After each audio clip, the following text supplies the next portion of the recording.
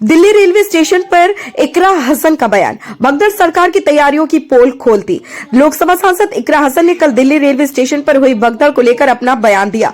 उन्होंने इस घटना को बेहद दुर्भाग्यपूर्ण बताते हुए कहा कि इसमें मारे गए लोगों की मौत प्रशासन की लापरवाही का परिणाम है।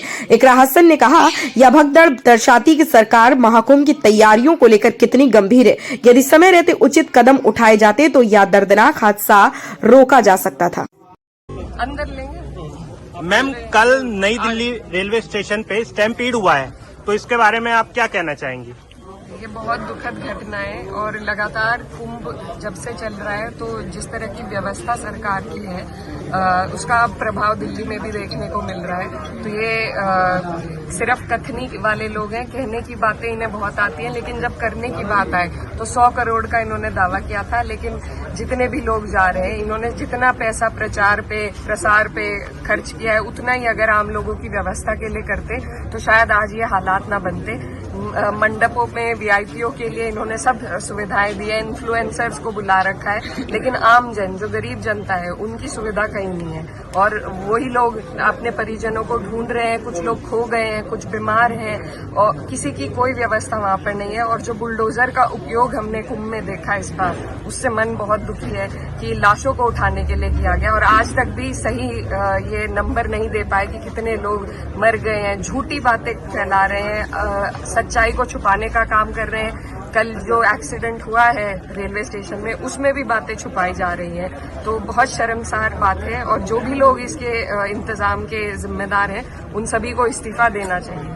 मैम, आपने सदन में बहुत अच्छे तरह से खुद को रिप्रेजेंट किया और खुद को क्या आपने इस क्षेत्र के लोगों को रिप्रेजेंट किया, तो लेकिन अब आगे भी आपकी एक शायद जिम्मेदारी बनेगी कि क्योंकि जनसंपर्क अधिकारी जो हिमांशु उपाध्याय करके हैं दिल्ली रेलवे बोर्ड के, उन्होंने भी बात छिपाई कि कोई भगदड़ नहीं हुई, लेकिन जब राज्यपाल ने कहा कि भाई लोग मरे हैं तो उन्होंने अपना ट्वीट वो डिलीट कर दिया।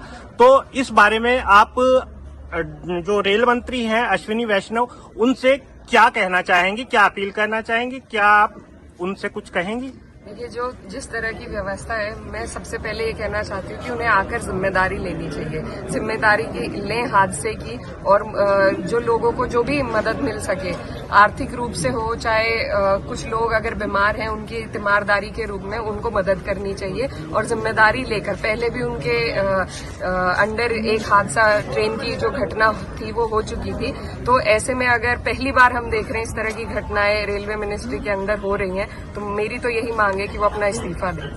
मैम, कन्या डिग्री इंटर कॉलेज के लिए आपने बहुत टाइम से डाला हुआ है, उसका क्या हुआ? मैम जी, हम लोग लगातार पत्राचार कर रहे हैं। हमने रेलवे की डिमांड के लिए भी कई बार हम पत्र लिख चुके हैं, लेकिन अभी तक कोई संज्ञान सरकार ने हमारा नहीं लिया है। लेकिन हमारी यही कोशिश है, इस बार जैसे बजट की स्पीच में हमने अपनी सारी मांगे, जो कि अब पीडीओ के आने तक वो मांगे अब पार्लियामेंट के रिकॉर्ड में दिखेंगी, ताकि ये सरकार के हम आंख खोलने का काम कर सके कि लगातार हम अपनी मांगे रख रहे हैं लेकिन ये सुनवाई नहीं कर रहे हैं। तो हर जनप्रतिनिधि का अधिकार है कि वो अपनी जनता की आवाज उठाए और उनके लिए काम सरकार से लेकर आए। तो अगर ये नहीं होता है, हम लगातार इसी तरीके से आवाज उठाते रहेंगे और कोशिश करेंगे कि सरकार की आंखें खोल सके। मैम, 2027 जो है चुनाव वो नजदीक आ रहा है, तो आपका आज ये पीडीए का ये जो प्रोग्राम था ये भी उसी के संदर्भ में था, तो आप यहाँ पे जो आपके राष्ट्रीय अध्यक्ष जी हैं अभी क्या सिलेक्शन कर चुके हो? विधायक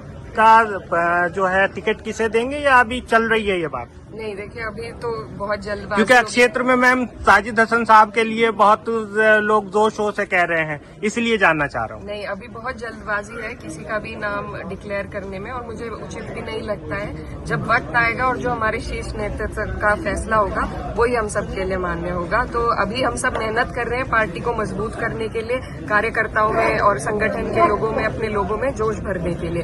उसी के तर्ज पे ये पीडीए का प्रोग्राम है। अभी इसमें चुनाव के प्रत्याशियों का चयन तो ऊपर से ही होकर आएगा। शुक्रिया आपका बहुत बहुत।